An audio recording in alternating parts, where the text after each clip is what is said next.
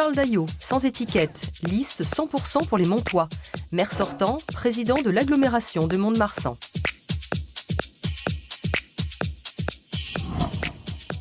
Jean-Baptiste Savary, sans étiquette, liste pour le Nouvel Élan Populaire, rassemblement des gauches et des écologistes.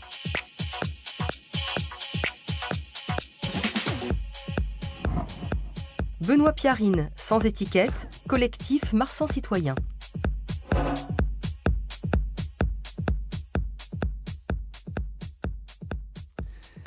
Voilà, la soirée se poursuit sur France 3 Aquitaine. Messieurs, bonsoir. 3 candidats sur ce plateau, 3 candidats, 3 listes pour la ville aux Trois-Rivières. Mont-de-Marsan, merci d'avoir accepté notre invitation. Charles Daillot, bonsoir. Vous avez pris les commandes de la ville en 2017, en cours de mandat, hein, on s'en rappelle. Vous avez succédé à Geneviève Darrieussecq. Vous avez eu l'impression de vous imposer depuis 2017 en ce cours de mandat. Vous avez eu l'impression de trouver vos marques? Bonsoir. C'était d'abord dans la continuité, puis l'impression d'avoir accéléré des choses. Parlons de ce mandat. C'est un mandat qui a démarré en 2014, je suis arrivé en 2017. L'idée, c'était oui, lorsque Geneviève Darrieussecq a été nommée au gouvernement. L'idée, c'était de pouvoir tenir nos engagements, respecter les Montois, tout simplement, améliorer leur vie, leur quotidien, et c'est ce que nous avons fait. Je pense que le travail a porté ses fruits, que ce soit sur les familles, que ce soit sur le scolaire, où nous avons mis une priorité numéro 1 sur les enfants. Il y a 4600 écoliers chez nous, 42 écoles. On est monté d'un cran en affectant 2 personnes sur 3 pour nos enfants, que ce soit également sur le développement économique ou bien d'autres choses. Alors on va évidemment revenir sur vos programmes, l'ensemble des candidats, mais Geneviève Darrieussecq, je reviens sur ce point-là, et sur votre liste, cette fois-ci également. Vous vous êtes déclaré très tôt d'ailleurs candidat pour la mairie de Mont-de-Marsan, c'était l'été dernier. Vous avez eu une inquiétude, c'était un moyen de mettre le pied dans la porte pour éviter qu'éventuellement il y ait une candidature, un retour de Geneviève Darrieussecq? Non, il ne faut pas le voir comme ça. C'est aussi... n'empêche qu'il y a un peu de notoriété publique, que les relations ne sont pas bonnes entre Geneviève Darrieussecq et vous. Ça permet de vendre du papier, des journaux. Non, plus que des histoires. Elles se sont améliorées alors ces relations. Plus simplement, j'étais dans la continuité. J'ai eu la chance de pouvoir prendre la tête de cette ville. Et j'ai travaillé dans la continuité en impulsant de nouvelles choses. Aujourd'hui, l'avenir s'ouvre avec une équipe nouvelle, renouvelée à 50% à peu près, ce qui n'est pas évident, pas toujours courant pour un maire sortant. Plus d'une personne sur 2 dans ma liste est nouvelle. Plus de 28 de mes colistiers sont non encartés. Et vous savez, quand on a une équipe qui ressemble au Montois et qui rassemble, d'avoir une secrétaire d'État en son sein, c'est aussi une chance, parce que ça permet d'ouvrir des portes et de faire avancer le territoire. Et je suis sûr, elle l'a déjà commencé, qu'elle travaille pour son territoire depuis Paris. Jean-Baptiste Savary, vous êtes socialiste, vous vous engagez donc dans cette campagne pour Mont-de-Marsan, vous êtes jeune, vous avez 32 ans, vous avez une liste plurielle d'ailleurs, on va parler donc cette fois-ci du contenu de la campagne. Est-ce que l'on peut dire que le centre-ville de Mont-de-Marsan est aujourd'hui dynamique? Est-ce que c'est votre sentiment? Non, ça n'est clairement pas mon sentiment ni le sentiment de mes colistiers. On le constate, la vacance commerciale, le nombre de commerces vides a augmenté depuis un certain nombre d'années. Et on constate également que les 2 bâtiments phares, les 2 bâtiments les plus importants du centre-ville de Mont-de-Marsan, qui sont appréciés par toutes les Montoises et les Montois, à savoir les Halles de la Madeleine et les Nouvelles Galeries, sont aujourd'hui, pour l'un, toujours fermés, et pour l'autre, malheureusement, en situation d'échec commercial. Donc aujourd'hui, le constat que l'on fait, c'est que, notamment sur les Halles de la Madeleine, le modèle économique, juridique et financier qui a été développé dans ces halles est un échec. Parce que la difficulté, c'est que la puissance publique s'étant dessaisie du dossier, les loyers qui ont été demandés aux commerçants dans ce lieu-là étaient trop élevés. Et c'est exactement le même problème que rencontrent les commerçants de la rue Gambetta, de la rue des Cordeliers ou de la rue Frédéric Bastiat, par exemple. Dans des villes de l'importance de Mont-de-Marsan. Le Mont-de-Marsan, c'est 29 000 habitants? 554. Oui. 29 554, ça c'est très très précis. Il faut dire qu'il y a aussi des centres commerciaux autour de la ville, notamment je pense le Grand Moon. Est-ce que ça crée un déséquilibre? Est-ce que ça perturbe la vie de la ville? Oui, complètement. Ça perturbe la vie de la ville puisque vous avez des enseignes commerciales qui ont quitté le cœur de ville pour partir sur le Grand Moon. Je pense à Maison du Monde, à SFR, à Orange. Et aujourd'hui, nous nous sommes battus contre un projet de 2e centre commercial à l'extérieur de la ville qui s'appelle le projet Malage, pour lequel nous sommes toujours positionnés contre. Et heureusement, ce projet a été abandonné puisque le promoteur Carrefour a quitté le projet. Et nous considérons que cela aurait été mortifère pour le cœur de ville. Donc oui, il y a un déséquilibre du fait du développement de ces grandes surfaces passe à l'extérieur de la ville. Mais ce n'est pas une fatalité. Il existe aujourd'hui des leviers à développer pour ranimer le cœur de ville. Et je pense notamment à la gratuité des transports, ou je pense également à remettre au centre la puissance publique. D'ailleurs, M. Charles Alliot, vous avez, la ville a racheté des commerces pour redynamiser. D'abord, on vient d'entendre un scoop. Les villes moyennes ont des centres-villes qui souffrent. Ce n'est pas forcément un scoop. L'idée, c'est de pouvoir tout de suite enclencher ce que nous avons démarré et d'être dans les 222 villes du plan de dynamisation de cœur de ville et même d'être dans les 50 qui aujourd'hui bénéficient d'un accompagnement privilégié. C'est le cas pour les nouvelles galeries. On parle de l'îlot des nouvelles galeries. Ce que je note, c'est que ça fait 10-12 ans que nous attendions de débloquer, de déverrouiller cette situation. C'est ce que nous avons fait sur les nouvelles galeries. Il y a quelque chose qui nous oppose diamétralement dans ce que j'entends là. Vous voulez dire avec M. Savary? Avec M. Savary, j'ai découvert le programme de Marsan Citoyen récemment, donc je ne peux pas forcément le commenter, mais avec M. Savary, il y a quelque chose, et le trio Céline Pio, France Insoumise, M. Bachet, Parti communiste et M. Savary, ce trio-là, il y a quelque chose qui nous oppose diamétralement. Je suis bien content qu'on parle du fond. C'est la vision que nous avons du développement économique. D'un côté, vous, c'est le tout gratuit, le tout public, un peu avec l'argent des autres, beaucoup. Je ne partage pas cette idéologie. Pour moi, il faut qu'il y ait un partenariat équilibré entre le privé et le public. Le public ne peut pas tout faire, parce qu'à la fin, il y a toujours quelqu'un qui paye, et c'est le pouvoir d'achat des contribuables et des Montois. Donc il faut qu'on puisse impulser. Oui, en effet, quand un rideau se ferme à Mont-de-Marsan, ça m'empêche de dormir. C'est pour ça qu'on met les moyens, un manager de centre-ville, on a changé la politique de stationnement. Il ne vous a pas échappé que les modes de consommation ont changé. L'Internet, les grandes surfaces. Je ne suis pas de ceux qui avaient défendu l'immense centre commercial qui est au sud de la ville. Et aujourd'hui, il faut se battre et on va y arriver. Je pense qu'on doit pouvoir y arriver parce que nous avons enclenché et les compteurs sont en vert avec ce plan de Alors cette problématique du commerce en centre-ville, pour la liste Marsan Citoyen, et justement, quel est votre regard? De quelle manière faut-il aborder ce sujet? Quelles décisions faut-il prendre? Alors nous, on l'aborde de façon très différente. C'est-à-dire que déjà, pour les habitants, dynamisme du centre-ville ne veut pas forcément dire commerce. Donc déjà, ça peut vouloir dire espace socio-culturel, ça peut vouloir dire plein de choses liées à la culture, liées au service public, mais pas forcément au commerce. Vous pouvez vous passer de commerce dans le centre-ville de Mont-de-Marsan? On ne va pas forcément se passer de commerce, mais ce n'est pas parce qu'on va réimplanter des commerces porteurs ou éventuellement porteurs que le centre-ville va se redynamiser. Il y a beaucoup de logements vacants. Il faudrait trouver les moyens de les remettre en vie. Donc nous, on est plus sur de l'animation et surtout les habitants sont plus sur de l'animation. Parce que moi, quand j'entends qu'on est idéologie contre idéologie, en fait, voilà, nous, on est des novices en politique. Avec un principe, donc Marsan Citoyen, oui. L'objectif c'est de créer, donc c'est une liste citoyenne et c'est de faire émerger des idées des habitants, c'est bien ça? Alors c'est tout à fait ça. Nous, notre travail en fait, qu'on a commencé au mois de septembre, ça a été de parcourir les quartiers pour recueillir les vrais besoins des habitants. Et après, on n'est pas, c'est ce que je dis. Pour bien comprendre, je crois que c'est Mme Marie Lafitte qui est tête de liste, c'est ça? Alors elle est numéro 1 d'une liste qui est dite en son sein collégial. Mais là, vous avez plutôt tiré au sort, je crois que c'est ça? Non, on n'a pas tiré au sort, on a fait ce qu'on appelle un suffrage sans candidat. Donc on a listé les compétences requises pour la fonction de maire. Okay. Et ensuite, les gens ont voté sans qu'il y ait de candidature. Et donc, après, vous avez aussi quand même fléché vos candidats vers l'intercommunalité, forcément. Bien sûr, oui. Vous vous situez un peu dans la mouvance des Gilets jaunes, c'est un peu ça qui ressemble non, on n'est pas dans la mouvance des Gilets jaunes. Ou vous êtes le fourné d'une organisation politique alors, ce qui est rigolo, c'est qui ne veut pas donner d'étiquette. On a été présenté sans étiquette, et en fait, on n'est pas du tout sans étiquette. Alors, on est avec 35 étiquettes. Voilà. Par contre, on n'a pas d'étiquette politique, et c'est un petit peu gênant pour le fonctionnement habituel des médias, notamment, qui veut toujours savoir qui vient de là. Non, mais pas simplement les médias.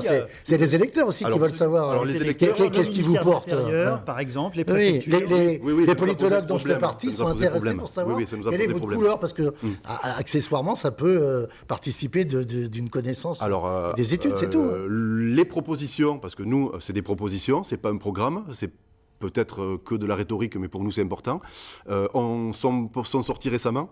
Et les gens trouveront dans ces propositions-là peut-être une tendance politique, mais on leur fait confiance et c'est à eux de voir si dans telle ou telle proposition ils se retrouvent ou pas.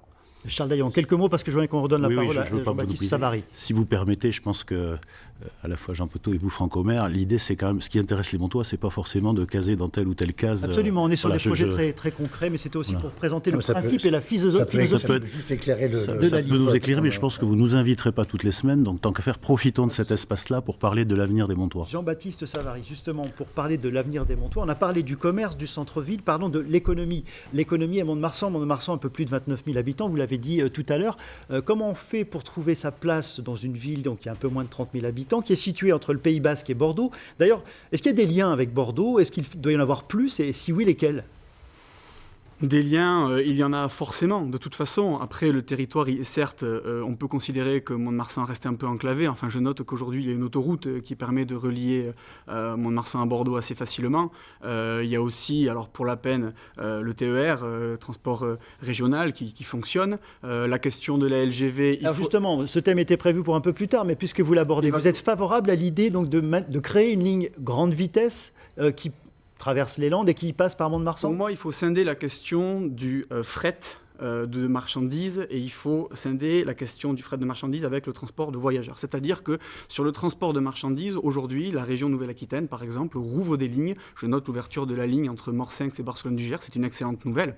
Et ensuite, quant à la question du transport de voyageurs, il faut que là, effectivement, les citoyens, les Montois puissent en débattre, puissent s'exprimer. Ça fait un petit moment qu'ils en débattent. Vous avez ce qui s'appelle GPSO, Grand Projet Sud-Ouest. Moi, j'ai un souvenir très précis, d'ailleurs, où Geneviève Darrieussecq était présente à une grande réunion dans le cadre de l'enquête d'utilité publique. Oui, tout à fait. À Marsan, à Saint-Pierre-du-Marsan, à l'espace du Marsan, où d'ailleurs, Mme Darrieussecq, assez courageusement, face à une salle qui était quand même plutôt, je vais dire, non pas chauffée à blanc, mais avec des bérets rouges, puisque les Basques étaient montés du Sud, avait défendu le principe de GPSO. Très clairement. Oui. Vous êtes favorables tous les deux, là? Tout simplement parce qu'aujourd'hui, et là on peut se rejoindre, Mont-de-Marsan est un peu le dindon de la farce dans cette histoire. Nous sommes actionnés pour pouvoir participer à la Tour Bordeaux à grande vitesse. Vous avez même été condamné à payer plus de 6 millions d'euros. Pour l'instant, nous n'avons pas encore payé, nous provisionnons. Parce que, voilà. Il y a une décision de justice en tous les cas qui vous condamne. Comment expliquer aux citoyens et aux habitants de Mont-de-Marsan que nous devons être actionnés pour payer une Tour Bordeaux qui rapproche en effet Bordeaux de Paris, qui a un impact très très léger, puisque je crois que le train, on est encore à 1h26 avec le TER. Vous savez très bien que c'est des responsabilités partagées entre la région, SNCF Réseau, l'État. Nous nous battons. Pour essayer il faudra se battre demain et mettre les gens autour de la table pour améliorer le transport du quotidien, le TER, fluidifier, faire qu'il y ait une navette, faire qu'on ne soit pas à 1h26 mais à 1h10 pour monter à Bordeaux. Et puis de l'autre côté, il faut continuer à croire à cette LGV, même si on sait que la déclaration d'utilité publique avait été gérée par M. Vidalis à l'époque. Le problème, c'est que quand le gouvernement est arrivé, il n'y avait pas beaucoup d'argent dans les caisses pour la financer. Donc on est d'accord, si on comprend bien que vous êtes favorable à l'idée de la ligne grande vitesse, et vous également? Bien sûr. Nous sommes favorables, mais attention, nous sommes favorables à ce qu'il y ait une discussion sur le sujet en concertation avec les citoyens. Après, je note que... Mais ça, vous savez très bien ce que ça veut dire. Ça veut dire que c'est enterrer le bébé, quand même. Il faut écouter ce qu'ont à dire les gens sur ce sujet-là. Après, moi, je note que... de la région Nouvelle-Aquitaine est tout à fait favorable. Oui, favorable à cette on est bien d'accord. Après, moi, je note deux choses. Je note qu'aujourd'hui, effectivement, Mme Darrieussecq, donc membre du gouvernement d'Emmanuel Macron, qui est sur la liste de M. Daillot, a toutes les manettes pour développer le projet, pour le faire avancer. Et deuxièmement, il faut faire attention. Il ne faut pas non plus que par l'arrivée éventuelle un jour du TGV, Mont-de-Marsan devienne la ville dortoir des cadres bordelais. Je vous paraphrase, M. Daillot. Mont-de-Marsan a des leviers à actionner pour faire du développement économique. C'est ça que je veux vous dire.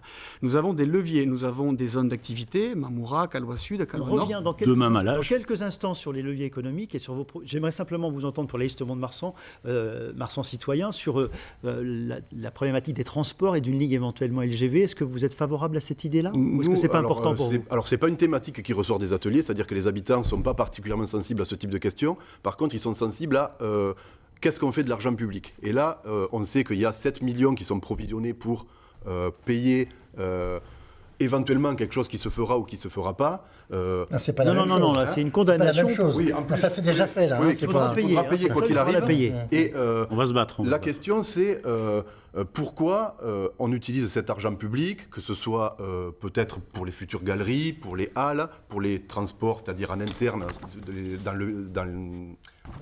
dans les bus. Pourquoi on utilise cet argent public pour déléguer à des privés et pour avoir au final un service qui n'est pas celui qu'on espère et qui ne répond pas forcément aux besoins des habitants. Ça serait plutôt ça, nous, notre positionnement sur l'utilisation de l'argent public. Charles Daillot, d'un point de vue économique, justement, pour Mont-de-Marsan, alors on sait qu'il y a, tout à l'heure on a parlé aéronautique sur le débat précédent avec Mérignac, il y a la base aérienne 118, évidemment, à Mont-de-Marsan, qui compte énormément, c'est 3500 emplois. De quelle manière, donc l'activité est déjà très forte, est-ce qu'il y a des projets de développement? De quelle manière vous vous appuyez sur cette base pour créer une activité supplémentaire? 3500 emplois sur une ville d'environ 30 000 habitants, avec une zone d'influence d'environ 40 km autour. Avec, bien évidemment, on multiplie par 3 l'influence que ça a sur les familles, sur la sous-traitance. Il y a plus de 100 entreprises sous-traitantes de cette base. Donc il y a un poids économique important. Et nous avons un écosystème sur Mont-de-Marsan parce que cette base, qui est une base opérationnel avec une 50aine d'avions Rafale. C'est aussi le centre névralgique. Oui, c'est un centre d'essai aussi. De la cybersécurité, c'est la police du ciel français. Et donc là, entre l'IUT informatique, entre cette base aérienne et ce centre d'expérimentation, entre la cybersécurité, nous avons développé une pépinière, il faut pousser ça. Nous sommes dans les starting blocks, on attend la fiche de route de la région qui nous a identifiés là-dessus, pour développer des filières sur la cybersécurité, parce qu'il y a un trou dans la raquette, il y a des TPE, des PME qui ont besoin de se défendre d'un point de vue informatique, et nous avons l'ambition, avec une convention que nous avons signée entre la base aérienne, l'Université Pau Pays de la Dour, l'IUT et l'agglomération, de pouvoir porter des projets, faire essaimer des start-up, des nouveaux projets pour que ce segment-là soit porteur et puisse être pourvoyeur d'emplois sur notre territoire. Jean-Baptiste Savary, cette base aérienne, elle est importante pour tout le monde. Donc là encore, quelle est votre vision des choses? Développer le lien, développer l'activité, faire en sorte que l'activité reste surtout? Bien sûr, l'avantage c'est qu'effectivement, comme le disait M. Daillot, la base aérienne avec ses 3500 agents apporte un vrai dynamisme pour notre territoire. Moi, ce que je pense, c'est que derrière toutes ces personnes qui bénéficient de la base aérienne, je pense aux commerçants, je pense aux associations sportives, car beaucoup de ces militaires sont dans nos associations sportives et il faut poursuivre l'amélioration. Vous avez oublié de parler du sport dans votre programme. Absolument pas, monsieur Daillot, je n'ai absolument pas oublié de parler du sport. On en parlera en fin d'émission. Mais par contre, si on parle du sport, parlons de fond. Moi, ce que je ne comprends pas, vous êtes assez d'accord d'ailleurs sur pas mal de choses. Non, il y a des points de divergence. On est tous les deux amoureux de notre territoire, mais effectivement, nous avons une division sur la façon de porter les projets. Moi, je suis partisan de remettre la puissance publique au cœur des débats. Et par exemple, quand je parle de sport, je pense notamment à une équipe de rugby féminin qui a été délaissée, celle du Stade Montois. Je pense également à notre équipe Fagnon des Landes, Basketland, qui bénéficie de l'espace François Mitterrand et qui aujourd'hui ne bénéficie pas de subventions de la part de la ville, par exemple pour son équipe Espoir. Il faut faire attention à ça, il faut prendre soin de cette équipe-là parce que ça apporte un plus pour notre territoire. Et je continuerai en disant qu'effectivement la présence de militaires sur Mont-de-Marsan est un bénéfice, mais il faut aussi, car on le sait, les militaires sont sportifs, développer les pistes cyclables, développer tout ce qui concerne la voirie pour accueillir ces gens dans les quartiers. Et je terminerai en parlant de la santé également. Nous avons un territoire qui vieillit. Nous avens 41% de médecins qui ont plus de 60 ans, alors que la moyenne landaise est de 28% pour les médecins de plus de 60 ans. Il faut porter des projets. Et là où nous ne sommes pas d'accord avec M. Daillot, c'est que moi je considère que la puissance publique doit jouer un rôle. Nous proposons dans notre programme de développer un pôle pluridisciplinaire de santé. Pour le financer, il y a de nombreuses enveloppes qui sont à disposition. Je pense par exemple à l'article 51 de la loi de financement de la sécurité sociale de 2018 qui dit que dans le cadre de projets innovants en lien avec les associations de santé, dans le cadre de l'amélioration du parcours de soins, l'ARS, l'État mais également l'Europe pourront financer les projets sur la médecine. Voilà un peu ma vision des choses. Vous avez abordé beaucoup de points très importants en peu de temps, ça va être difficile de revenir sur tous ces points-là. On était loin de la base aérienne là. Non, c'est loin de la base aérienne. C'est le cadre de vie, c'est très important. Alors pour Marsan Citoyen, c'est la base aérienne, mais l'emploi en général, sur quoi vous vous appuyez pour développer ce parcours économique? Alors l'emploi, il est dans toutes les propositions de Marsan Citoyen qui ont toutes trait au social et à l'écologie. Parce qu'en fait, moi, quand j'entends parler de la LGV, de la base aérienne, de Basketland, qui est un club que j'aime, je peux vous dire que ce n'est pas les préoccupations des Montois, ni la LGV, ni la base aérienne, ni Basketland. Les préoccupations des Montois, c'est l'accès à la santé, c'est la culture, c'est l'écologie. C'est dynamiser le centre-ville. Sur la santé, puisque Jean-Baptiste Savary vient d'en parler également, quelles sont pour vous les préconisations? Qu'est-ce qu'il faut faire pour que le quotidien soit plus facile? Nous, sachant qu'il y a eu pas mal d'expérimentations sur le département nous, on cherche à être très concret. On cherche à être très concret pour que les gens qui ne s'intéressent hélas plus à la politique s'y réintéressent un peu, parce qu'ils sont lassés de trop de débats stériles. Donc nous, sur la santé, c'est simple, on propose deux choses. On propose d'aider à l'implantation de 15 médecins généralistes, parce que sur ce sujet-là, on a fait notre propre enquête et on a 19 médecins généralistes de retard juste pour recoller à la moyenne nationale. Concrètement, alors ça, c'est compliqué parce que aider, ça voudrait dire mettre à disposition des locaux, par exemple, mais ça suffit même pas. Parce qu'il y a des villes comme Tarbes, par exemple, qui sont comparables à Mont-de-Marsan, qui l'ont fait, et ça suffit même pas. Donc c'est un dynamisme global. C'est de la culture, c'est des crèches, c'est un centre. On va rester attendez, sur la santé. On ne va pas mélanger tous les sujets. Vous venez de faire une proposition, avec après une réalité de terrain. Donc Charles Daillot, comment j'ai la deuxième proposition à faire. Oui. La deuxième proposition, c'est ensuite ce qu'il faut faire, c'est un état des lieux absolument, parce que tout le monde dit il n'y a pas de dentiste, il n'y a pas tel spécialiste, etc. En fait, ce qu'il faut faire, c'est tous se mettre le milieu de la santé autour d'une table pour vraiment savoir quels sont les manques et mettre en place les moyens. Il nous reste 4 minutes dans cette émission sur ce débat. Très rapidement. Sur le problème de la santé. On partage les constats sur la santé. Juste une chose, je souhaite bien du courage à M. Savary pour convaincre son numéro 2 ou 3 de liste qui veut plus voir Basketland. Il nous a écrit un courrier en disant que Basketland faisait de la concurrence aux autres sports.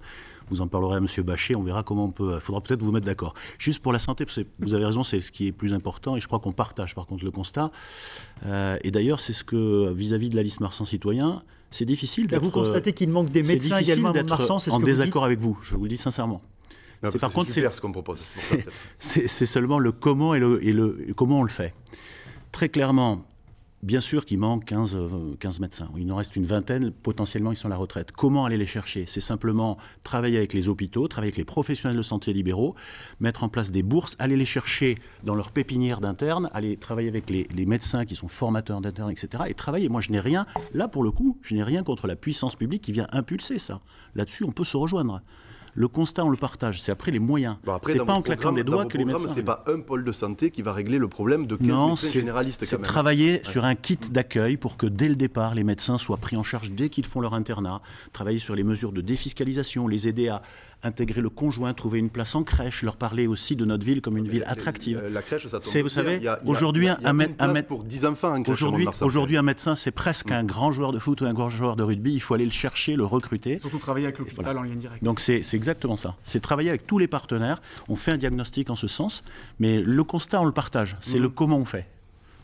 Sur une thématique qui va peut-être paraître plus légère, mais qui est importante à Mont-de-Marsan, justement le rugby, concernant le club de Mont-de-Marsan qui a côtoyé l'élite à une certaine époque. C'est plus le cas, c'est la Pro D2 et c'est un peu compliqué en Pro D2. Est-ce que vous décidez d'abandonner le rugby à Mont-de-Marsan ou est-ce qu'une alliance avec Dax, c'est par exemple?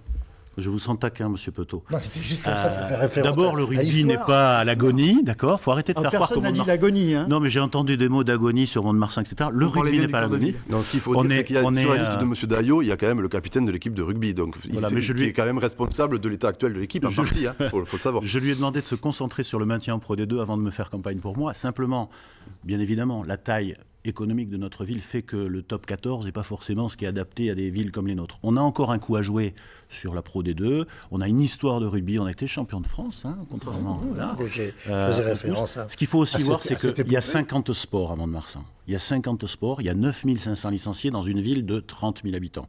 C'est pour ça qu'il faut vite que je vois un peu de sport dans le programme de M. Savary, mais je ne l'ai pas vu.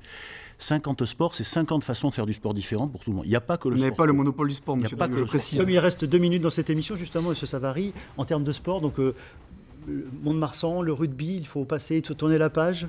Non, Mont-de-Marsan doit continuer à soutenir son équipe. La provocation, ce que je fais là, évidemment. Oui, non, mais là, il n'y a aucun souci. Non, Mont-de-Marsan doit continuer à soutenir le Stade Montois Rugby, qui effectivement offre une visibilité au territoire, on est bien d'accord là-dessus. Je note un rapprochement avec Dax, ça va être un peu compliqué, compte tenu de la finale de 63, ça va être un petit peu complexe.